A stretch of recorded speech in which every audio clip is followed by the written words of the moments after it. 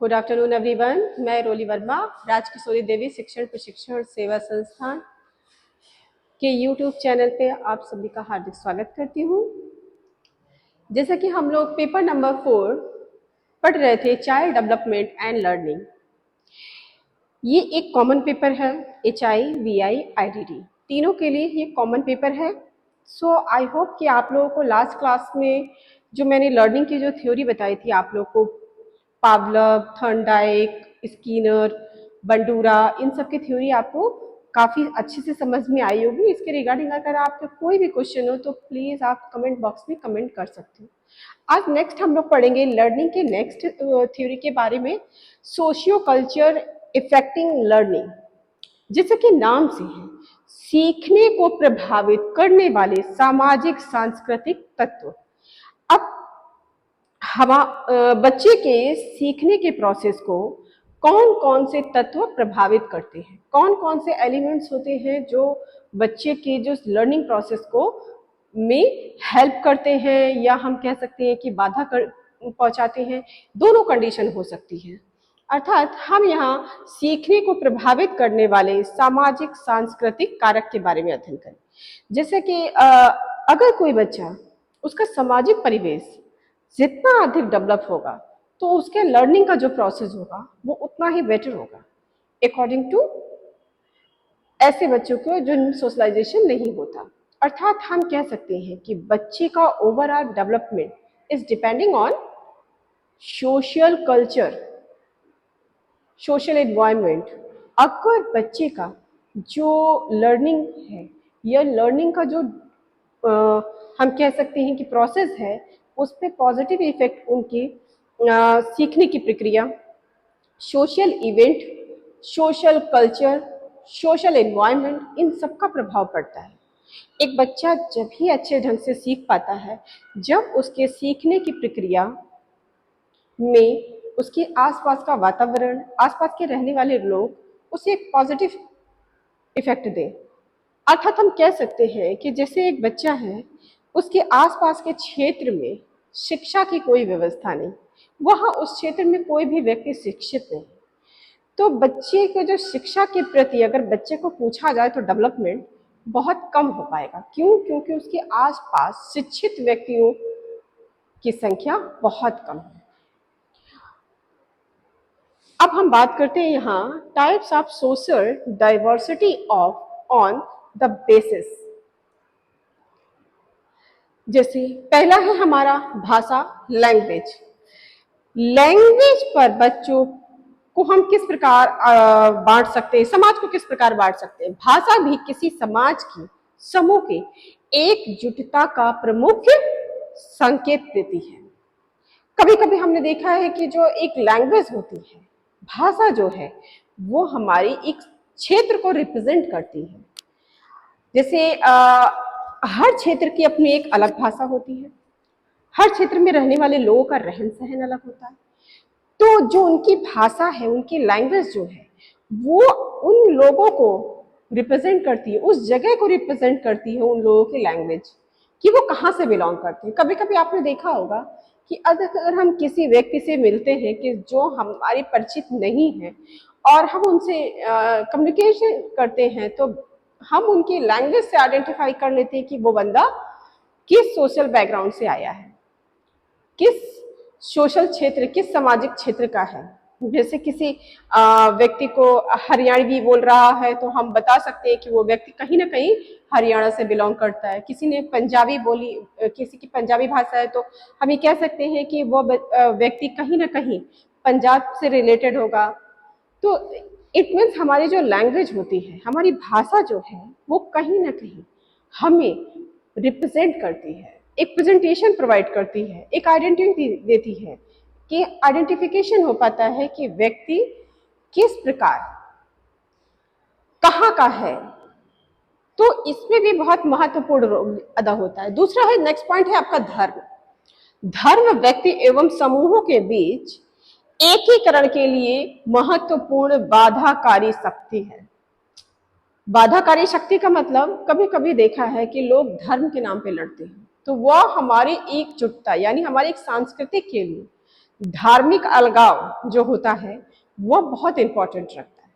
हमें अपने धर्म को इस प्रकार रिप्रेजेंट करना चाहिए कि वो धर्म एक दूसरे को जोड़ करके रखे हमारे सामाजिक परिवेश में, ना कि बाधा उत्पन्न करे, हमारे क्षेत्र में अलगाव उत्पन्न करे। ऐसा धर्म नहीं होना चाहिए। धर्म ऐसा होना चाहिए जो एकजुटता लाए, सामाजिक परिवेश में रहने वाले व्यक्तियों में एकजुटता को बनाए रखे, एकता को कायम करे। नेक्स्ट पॉइंट हमारा है जाति। जाति सामाजिक संबंधों की एक प्रणाली है, एक मेथड है। जाति एक व्यक्ति का प्रेजेंटेशन देने का एक हम कह सकते हैं कोडिंग सिस्टम है। कोडिंग सिस्टम या भारतीय समाज में महत्वपूर्ण विशेषता है जो सजातीय विवाह आप कह सकते हैं, व्यवसाय संबंध। जैसे कभी कभी आप लोगों ने देखा होगा कि जो व्यक्ति की जाति है वो कहीं ना कहीं उसके व्यवसाय को भी रिप्रेजेंट करती है। जैसे एक सुनार को सोने चांदी का ही काम करते हैं।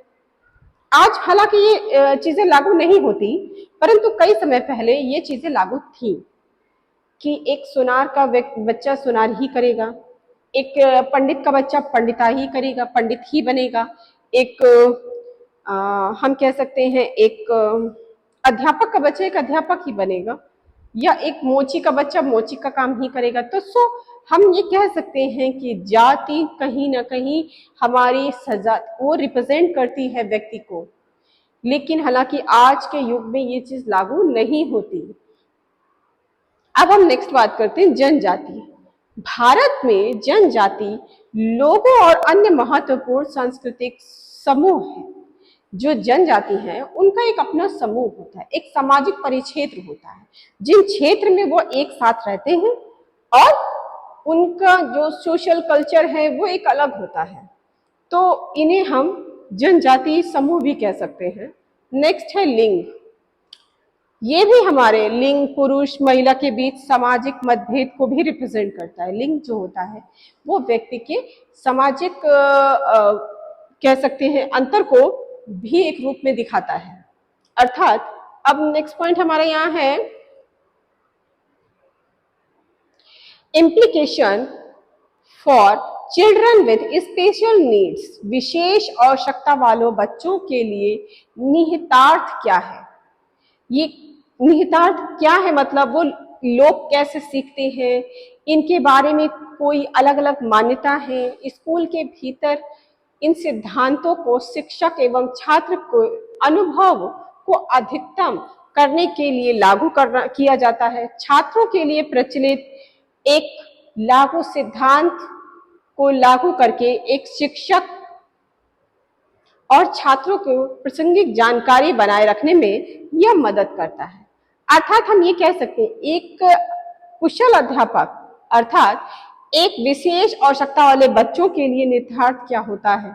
एक अध्यापक अगर एक विशेष बच्चों के साथ कार्य कर रहा है तो उस अध्यापक में यह एक ऐसा गुण होना चाहिए कि वो विशेष आवश्यकता वाले बच्चों के बारे में संपूर्ण जानकारी रखे कि उन्हें किस मेथड से पढ़ाना है, उनकी कौन सी आवश्यकताएं हैं, उनके क्या क्या प्रॉब्लम्स हैं, उन्हें कहाँ कहाँ सपोर्ट चाहिए। तो विशेष शिक्षक कक्षाओं में अगर एक विशेष बच्चा है कक्षा में तो हम किस प्रकार अपनी कक्षा को डेवलप करें कि वह बच्चा उस कक्षा में फिट हो, उस कक्षा में बैठने के लिए सुटेबल हो। एक विशेष अध्यापक को इन विशेष आवश्यकता वाले हम कह सकते हैं बच्चों को के लिए उनकी हर उस कमी के बारे में पता होना चाहिए जिससे वह अपने बच्चों की प्रॉब्लम्स को सॉल्व करके उन्हें क्लासरूम में एक कंफर्टेबल पोजीशन दे सके, एक कंफर्टेबल जोन दे सके जो विशेष बच्चों को प्रोवाइड किया जा सके लर्निंग के प्रोसेस में। एक जैसे हम सपोज मान सकते हैं कि एक बच्चा है जो लोकोमोटरी डिसेबिलिटी से ग्रसित है, चल नहीं पाता, तो हमें अपने जो स्कूल का इंफ्रास्ट्रक्चर है वो इस प्रकार बनाना चाहिए कि जो उस बच्चे का व्हील चेयर है वो स्कूल से इंटर करके बिना किसी हेल्प के, बिना किसी अदर पर्सन की हेल्प के वह बच्चा डायरेक्टली अपने खुद अपने क्लासरूम तक कैसे पहुंच सके। तो हमें इस एक बैरियर फ्री इन्वायरमेंट उस स्कूल को देना चाहिए जिसमें विशेष आवश्यकता वाले बच्चे पढ़ते हैं। अब विशेष कक्षाओं में विशेष शिक्षक इन सिद्धांतों को लागू करें ताकि उनकी आवश्यकता हो और कक्षाओं में छात्रों को सीखने का अधिक से अधिक लाभ मिल सके। पहले क्या था, विशेष आवश्यकता वाले बच्चों पे कोई विशेष ध्यान नहीं दिया जाता था, इनके लिए कोई विशेष टेक्निक नहीं थी, कोई विशेष मेथड नहीं था, तो ये बच्चे एजुकेशन में ज़्यादा आगे नहीं बढ़ पाते थे। लेकिन अब गवर्नमेंट ने इन बच्चों के साथ इतना ज़्यादा वर्क किया है और उन्हें इतना ज़्यादा फैसिलिटीज़ प्रोवाइड की है कि इन बच्चों पे भी विशेष ध्यान। क्यों? क्योंकि ये भी कुछ कर सकते हैं। पहले मान्यता ये थी कि ये बच्चे कुछ नहीं कर सकते, लेकिन आज ऐसा नहीं है। हम उन बच्चों को थोड़ा सपोर्ट दें तो वो बच्चे अपनी लाइफ में कहीं ना कहीं बहुत ज़्यादा आगे जा सकते हैं। तो उन बच्चों को, विशेष आवश्यकता वाले बच्चों को हम ऐसे क्लासरूम का इन्वायरमेंट देते हैं कि वो बच्चे अपनी एजुकेशन को कंफर्टेबली कैसे पूरा करें। इसमें कुछ सिद्धांत जो विशेष कक्षाओं पे लागू होते हैं वो ये है, जैसे गेल्टार्ट का सिद्धांत, कनेक्शन थ्योरी, गेल्टार्ट की कनेक्शन थ्योरी, गैगन की सीखने की शर्तें, connectivity load theory, sign learning theory. जैसा कि साइन लर्निंग थ्योरी क्या है आपका समझ पाए आप लोग?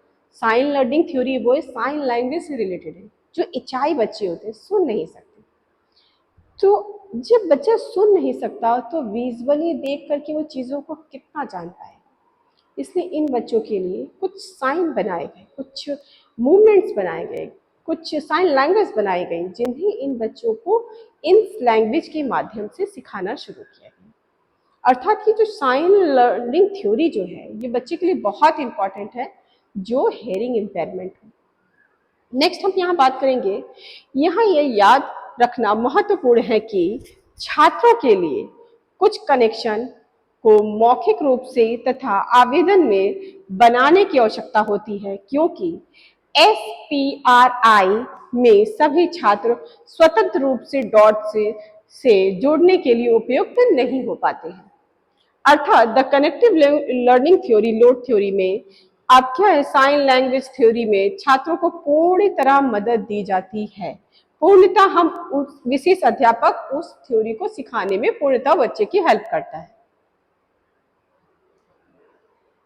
अब हम नेक्स्ट पढ़ेंगे attention concept and appoint number unit number 4 psychological process and the implication for children with different disabilities.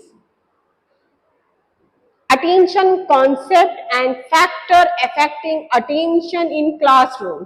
ध्यान, कक्षा में ध्यान को प्रभावित करने वाली अवधारणाएं एवं कारण। देखिए, एक अध्यापक होने के नाते एक अध्यापक को अपनी कक्षा के अंदर ऐसे क्रियाकलाप या हम कह सकते हैं कि ऐसे टीचिंग मेथड्स को अपनाना चाहिए जो बच्चों का उस टाइम पढ़ाई पर ध्यान केंद्रित किया जा सके। एक अध्यापक पर पूरा ध्यान बच्चे का रहे। इस तरह से टेक्नोलॉजी रुचिकर पढ़ाना चाहिए ताकि बच्चे का ध्यान कहीं भटके ना। जब बच्चे का ध्यान भटकेगा नहीं तो वो चीजों को बहुत अच्छे से समझेंगे, सीखेंगे। अगर बच्चों का ध्यान एक अध्यापक पे ही नहीं होगा, क्लासरूम में ही नहीं होगा, तो वो बच्चा उसके सीखने का प्रोसेस जो है बीच में ही ड्रॉप आउट हो जाएगा। तो एक अध्यापक होने के नाते उन्हें हर उस विशेष टेक्निक से अवगत होना चाहिए जो उसके टीचिंग मेथड को, टीचिंग प्रोसेस को इंटरेस्टिंग बनाए। इसीलिए एक कुशल अध्यापक अपने टीचिंग प्रोसेस में TLM का यूज करता है, टीचिंग सपोर्टिंग एड्स या टीचिंग लर्निंग मटेरियल हम कह सकते हैं। इनका यूज करके एक अध्यापक बच्चे की शिक्षा को जब देता है तो जो बच्चे का ध्यान है वो अध्यापक पर पूर्णता रहता है, उसकी एक्टिविटीज पे रहता है, उसका ध्यान मूवमेंट नहीं होता, अलहटता नहीं है। क्यों? क्योंकि अध्यापक उस टाइम बच्चे को अच्छे से टीच कर रहा होता है। वो उसका प्रेजेंटेशन इतना अट्रैक्टिव होता है कि बच्चे क्लासरूम के बाहर कुछ सोच ही नहीं पाते, उनका ध्यान क्लासरूम से भटकता ही नहीं। पूर्णतः उस बच्चे का पूरा जो अटेंशन है वो एक अध्यापक पर डिपेंडेंट होता है। जो टीचिंग लर्निंग मटेरियल्स होते हैं वो अध्यापक के अध्यापन कार्य को रुचिकर बनाते हैं, इंटरेस्टिंग बनाते हैं। जैसे कि अगर आप सपोज आप समझ लीजिए अभी हम क्लासरूम में पढ़ाएं और ना ब्लैक बोर्ड का यूज करें, ना बच्चों के लिए टेबल हो, ना प्रेजेंटेशन देने के लिए कुछ हो, ना आपका टीएलएम हो, तो क्या आपका ध्यान इधर रहेगा पढ़ने पर? बिल्कुल नहीं। क्योंकि हम कह सकते हैं कि बच्चा जितना ऑडिबली सुन कर सीखता है उससे कहीं ज्यादा बच्चे विजुअली देख करके ज्यादा सीख पाते हैं। उन्हें प्रेजेंटेशन की आवश्यकता होती है, फिर जब प्रेजेंटेशन में उन्हें वो चीज़ लेकर के दी जाती है तो वो बच्चा उस चीज़ को ज़्यादा अच्छे से समझ पाता है। अर्थात हम ये कहेंगे पहले, हम अपने दिन प्रतिदिन की बातचीत में अक्सर ध्यान मतलब अटेंशन शब्द का प्रयोग अक्सर करते रहते हैं, लेकिन एक अध्यापक कक्षा में व्याख्यान के दौरान एक शिक्षक अपना ध्यान आकर्षित करता है कि वह क्या कर रहा है और ब्लैक बोर्ड पर लिखता है या ब्लैक बोर्ड से बच्चों को पढ़ाता है। रेलवे स्टेशन या सार्वजनिक स्थानों पर यात्रियों को ट्रेन के शेड्यूल को सूचित करने के लिए आपका ध्यान कृपया के साथ घोषणा शुरू की जाती है। कभी भी कोई इंफॉर्मेशन अगर देनी होती है तो हम पहले क्या है, हम एक नोट डालते हैं कि प्लीज आप अपना ध्यान इस ओर रखिए। होता है कि नहीं? ऐसा होता है। अर्थात अध्यापक को पता होता है कि अपना बच्चे को ध्यान इस ओर आकर्षित कराना है। अध्यापक को पूरा अटेंशन स्वयं पर और ब्लैक बोर्ड पे रखना होता है। तो अध्यापक ऐसी टीचिंग मेथड्स को यूज करता है या ऐसा प्रेजेंटेशन दिखाता है कि जिससे बच्चों का ध्यान पूरा अध्यापक और क्लासरूम में ही होता है। अवधान या ध्यान एक मानसिक क्रिया है। चूंकि अवधान जो है ध्यान लगाने की प्रक्रिया है वो पूर्णतः कहीं ना कहीं हमारी मस्तिष्क की क्रिया पर डिपेंड करता है। अगर बच्चे का मस्तिष्क, हम कह सकते हैं कि अब बहुत आप लोगों ने ये सुना होगा कि ADHD, attention defect hyper kinetic disorder, अति सक्रिय बच्चे जो होते हैं उनमें सबसे ज्यादा मोस्ट प्रॉब्लम यही होती है कि वो बच्चा एक जगह बैठता ही नहीं, तो वो चीजों को सीख भी नहीं पाता। क्यों? क्योंकि उसका ध्यान एक जगह जब बैठेगा ही नहीं तो ध्यान एक जगह लगेगा ही नहीं, तो जब लगेगा नहीं तो बच्चा ऑब्वियसली सीखेगा नहीं।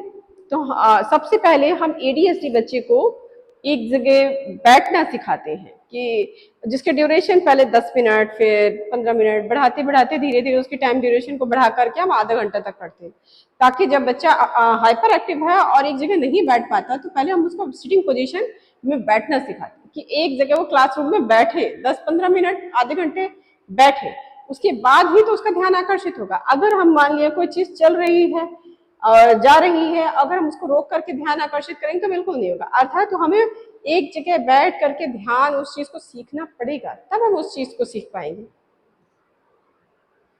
अवधान एक मानसिक क्रिया है। अवधान केंद्रित करने के लिए हम विभिन्न वस्तुओं का ज्ञान होना चाहिए। अतः किसी बात को सिखाने के लिए या किसी वस्तु को ज्ञान प्राप्त कराने के लिए अवधान की आवश्यकता होती है। सप्ताहवश में ही हम इस क्रिया से वंचित रहते हैं क्योंकि उस समय हमें चेतना का अभाव रहता है। चेतना व्यक्ति का स्वाभाविक गुण है। चेतना के कारण उसे विभिन्न वस्तुओं का ज्ञान होता है। जब हम किसी कमरे में जागृत अवस्था में बैठकर पुस्तक पढ़ रहे होते हैं तो कमरे की सभी चीजें जैसे मेज, कुर्सी, अलमारी आदि के प्रति हमारी कुछ ना कुछ चेतना अवश्य होती है, किंतु चेतना का केंद्र उस टाइम पुस्तक होता है जिसे हम उस वक्त पढ़ रहे होते हैं। अर्थात यहाँ ये सोचने वाली बात है कि जब एक बच्चा अपने घर में मेज कुर्सी पर बैठकर आराम से पढ़ रहा होता है तो उस बच्चे की जो चेतना है, ऐसा नहीं है कि वो उस मेज कुर्सी कमरे और पंखा इन सब चीजों पर उसका ध्यान नहीं होता है, लेकिन जो उसका संपूर्ण ध्यान है, मतलब चेतन ध्यान कह सकते हैं हम, चेतन मन चेतन ध्यान जो है वो पढ़ने पर होता है, उसकी किताब पर होता है, उसकी पुस्तक पर होता है। हमारी कुछ ना कुछ चेतना की आवश्यकता होती है, अर्थात चेतन का केंद्र बिंदु उस वक्त पुस्तक होता है जो बच्चा पढ़ रहा होता है। अब यहाँ अलग अलग वैज्ञानिकों ने ध्यान की अलग अलग डिफिनेशन दी है। आगे हम पढ़ लेते हैं एक एक डिफिनेशन। बी.एन. झा के अनुसार किसी विचार या संस्कार को चेतना में स्थिर करने की प्रक्रिया ही अवधान है। किसी विचार या संस्कार को चेतना में स्थिर करने की प्रक्रिया ही अवधान है। जैसे अगर हमने कोई विचार अपने मन में लाया और संस्कार को सीखा तो वो चीज जो है हमारी स्थिर होनी चाहिए, तभी वह हम उस पर ध्यान आकर्षित कर पाएंगे। अब स्टाउट के अनुसार क्या है? ध्यान सरल रूप से में उस सीमा तक क्रिया है जहां तक वस्तुओं के पूर्ण ज्ञान से उसकी संतुष्टि होती है। अब नेक्स्ट डिफिनेशन है डबल के अनुसार अवधान अन्य वस्तुओं की अपेक्षा वह वस्तु चेतना पर केंद्रीकरण होती है। अवधान अन्य वस्तुओं की अपेक्षा, जैसे कि भी हमने पहले आपको एग्जांपल बताया कि अवधान अन्य वस्तुओं की अपेक्षा केवल उसी पर ध्यान केंद्रित होती है जो उस वक्त हम करना चाहते हैं। अगर हम जैसे सपोज हम पढ़ रहे हो क्लासरूम में, घर में पढ़ रहे हो, घर में बहुत सारी चीजें होती हैं हमारे, अलमारी है, टीवी है, पंखा है, किताबें हैं, मेज है, कुर्सी है और मोबाइल है। अगर बच्चे का ध्यान पढ़ाई पे हट करके मोबाइल पे जाता है तो उसका चेतन मन जो है कहीं ना कहीं मोबाइल पर डिपेंडेंट हो गया, तो बच्चे का ध्यान पुस्तक से हट करके मोबाइल पे लग गया, अर्थात वो बच्चे का ध्यान अवधान हो, बच्चा ध्यान से उस चीज को नहीं समझ पाता है। नेक्स्ट है हमारा वुंट के अनुसार अवधान एक प्रक्रिया है जिसके द्वारा उत्तेजक चेतना के सीमा प्रदेश में चेतना का केंद्र में आता है। मन के अनुसार अवधान एक अभिप्रेरणात्मक क्रिया है। अवधान जो है एक अभिप्रेरणात्मक प्रक्रिया है। रॉस के अनुसार अवधान विचार की किसी वस्तु को मस्तिष्क के सामने स्पष्ट रूप से उपस्थित करने की क्रिया है। ध्यान के विभिन्न कार्य। अब ध्यान के कौन कौन से कार्य हो सकते हैं? जैसे the various function of attention. हमारा ध्यान के विभिन्न कार्य कौन कौन से हो सकते हैं? जैसे पहला है अल्टरिंग फंक्शन। इस अर्थ में ध्यान केंद्रित जागरूकता की स्थिति को प्रतिक्रिया देने के लिए तत्परता के साथ संदर्भित करता है। यदि उदाहरण के लिए यदि कोई प्रश्न पूछता है, व्याकुलता तब होती है जब कुछ हस्तक्षेप व्यक्ति को चल रहे कार्य को जारी रखने से रोका जाए। अब देखिए इसमें क्या है कि अगर बच्चे को हम जैसे उसकी जिज्ञासा है कि किसी प्रकार का कोई क्वेश्चन है, वो कक्षा में अध्यापक से पूछ रहा है, लेकिन अध्यापक उस क्वेश्चन का जवाब नहीं दे रहा है और बच्चे से कहता है बैठ जाओ, तो वो जो अब बच्चे की जो जिज्ञासा है वो तो शांत हुई नहीं, बच्चे को अपने क्वेश्चंस का आंसर मिला नहीं, तो वो जो बच्चे का जो अल्टरेशन कह सकते हैं आप, वो बीच में बाधित हो गया।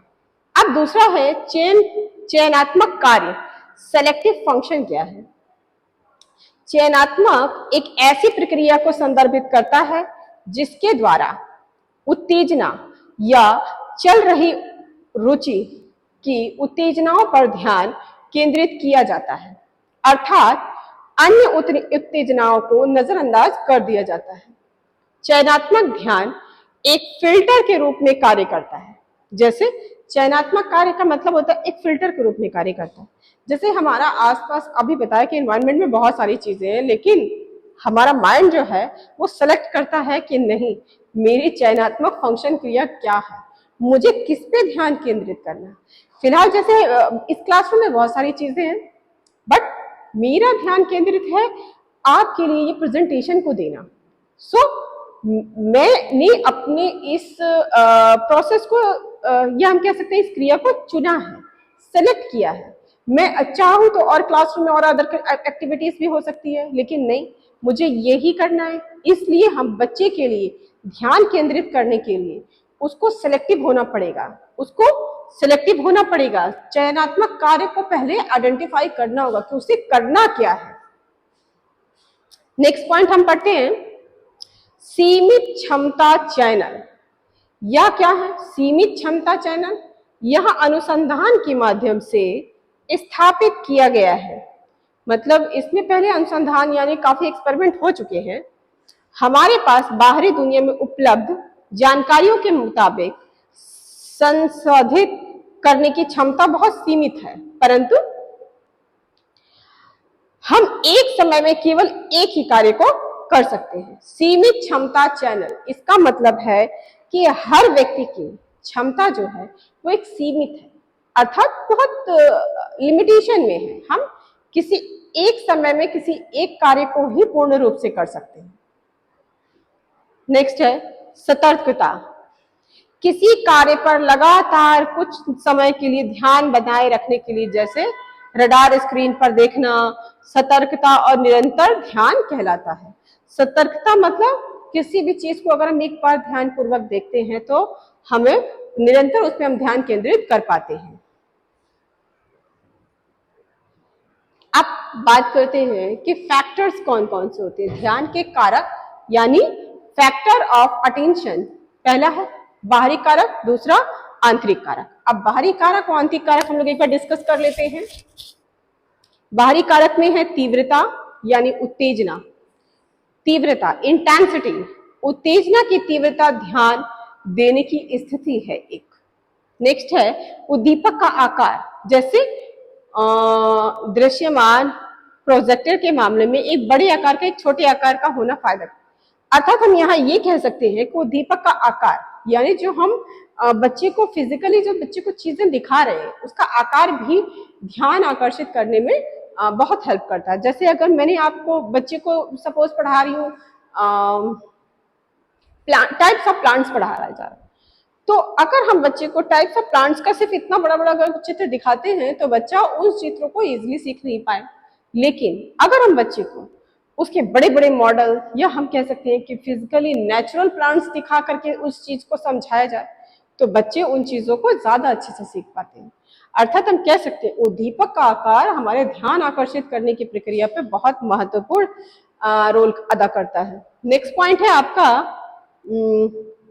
Streaking quality. स्ट्रीकिंग क्वालिटी क्या होती है? एक विशिष्ट गुण, विशिष्ट लाभ। जैसे हमें स्ट्रिक्टली पता है कि मुझे सिर्फ यही कार्य करना है, एक समय में एक ही कार्य को करना है और उसे ही कंप्लीटली पूरा करना है। नेक्स्ट है गति, मूवमेंट, गति में परिवर्तन शामिल है। यह लाभ एक विशिष्ट कारक है। एक चलती हुई वस्तु आसानी से ध्यान आकर्षित कर देती है। अर्थात कभी कभी देखा होगा कि एक बच्चा है, क्लासरूम में बैठे हैं सारे बच्चे, लेकिन अगर उस क्लासरूम से एक बच्चा उठ करके अचानक बाहर जाए तो सभी का ध्यान उस टाइम आकर्षित हो जाता है कि आखिर वो बच्चा इस क्लासरूम से उठकर क्यों गया। होता है ना? बिल्कुल। दूसरा है दोहराव, रिपीटिशन। जो रिपीटिशन की प्रक्रिया है, लाभ के कारक के लिए दोहराव, अर्थात हम कह सकते हैं लर्निंग का यानी ध्यान आकर्षित लर्निंग का, या हम कह सकते हैं कि आपका अटेंशन के लिए, ये दोनों चीजों के लिए हमारे लिए रिपीटिशन का प्रोसेस अपनाना बहुत जरूरी है। अगर बच्चा को यदि कोई उद्दीपक दोहराया जाता है तो हमारा ध्यान आकर्षित होना संभव है। नेक्स्ट है आंतरिक कारक, इंटरनल फैक्टर्स। रुचि, पहला पॉइंट है रुचि, इंटरेस्ट। अगर बच्चे को क्लासरूम में मैथ्स का सब्जेक्ट अच्छा नहीं लगता, रुचिकर नहीं लगता, तो वो अपना ध्यान उस ओर आकर्षित नहीं कर सकता, वो चीजों को नहीं सीखने के, जब वो खुद से रुचि नहीं लेगा तो वो चीजें सीख नहीं पाएगा, मैथ्स सीख नहीं पाएगा। सो हमें अध्यापक होने के नाते अध्यापक को अपने वो जो मैथ्स का जो पीरियड है, सब्जेक्ट है, उसे थोड़ा सा इंटरेस्टिंग बनाना चाहिए ताकि बच्चा उस क्लासरूम में इंटरेस्ट ले और जो उसका लर्निंग का प्रोसेस है वो बाधित ना हो। नेक्स्ट है नवीनता। कभी कभी ऐसा होता है नवीनता ध्यान देने में एक शर्त के रूप में, कभी कभी बच्चा क्या है नवीनता, नए नए खिलौने, नए नए कोट मोटर आदि को देख करके आकर्षित हो जाता है और सीख नहीं पाता। दुर्बलता, दुर्बलता भी ध्यान देने, जैसे कोई बच्चा है बहुत ज्यादा दुर्बल है, दुर्बलता भी ध्यान देने की एक शर्त है क्योंकि यह रुचि पैदा करती है। दुर्लभता, ये भी रुचि पैदा करती है। ताजमहल किसी का ध्यान आकर्षित करता है क्योंकि वह दुर्लभ है। दुर्लभ मतलब अनोखा है, अलग है। दूसरा है वृत्त, वृत्तीय। वृत्तीय ध्यान वृत्ति के नेतृत्व का अनुसरण करता है। जब बिल्ली भूखी होती है तो वह चूहों पर ध्यान आकर्षित करती है। दूसरा इमोशन, भावनाएं। जैसे हम कह सकते हैं कि हमारा जब ध्यान अपने बच्चों पर क्यों होता है, क्यों? क्योंकि हम उनसे भावनात्मक रूप से जुड़े होते हैं। अगर हमारे बच्चे को चोट लगे तो कहीं ना कहीं हमारा ध्यान उस ओर ज्यादा आकर्षित होगा। क्यों? क्योंकि वो हमारे इमोशनली जुड़े हुए हैं। लेकिन अगर कोई दूसरे का बच्चा है, उसे चोट लगी, तो हम उससे इतना इमोशनली टच नहीं होते, तो कहीं ना कहीं हमारा ध्यान उस ओर उतना नहीं जाता। नेक्स्ट पॉइंट है आदत और शिक्षा, हैबिट एंड एजुकेशन। आदत और शिक्षा ही ध्यान को निर्धारित करती है। प्रशिक्षण और पिछले अनुभवों को ध्यान देने की सुविधा के विरुद्ध आदत और शिक्षा। आदत क्या होती है? बच्चे की जो सीखने की आदत अच्छी है, वो चीजों को सीखने में बहुत एक्टिव है, तो वो क्या है, उसकी जो आदत हैबिट बनी हुई है वो बहुत अच्छी है और वो चीजों को अधिक से अधिक सीख पाएगा। ये तो हमारा था अटेंशन के लिए हमें क्या क्या चीजों की जरूरत होती है। अटेंशन के कारक कौन से हैं, अटेंशन के निगेटिव आंतरिक कारण कौन से हो सकते हैं और बाहरी कारण कौन से हो सकते हैं, कारक।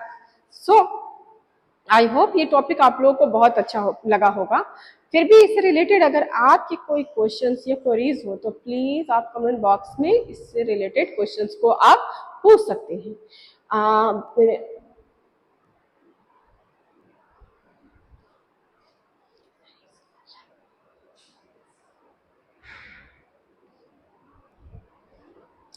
अब हम अपने सेशन को यही समाप्त करते हैं।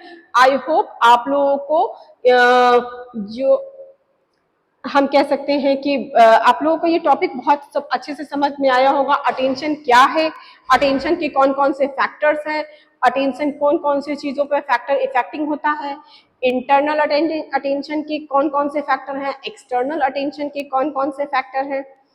तो इससे रिलेटेड अगर कोई क्वेश्चन हो तो प्लीज आप कमेंट बॉक्स में कमेंट करिए। ओके, ये आज का हमारा सेशन यही समाप्त होता है।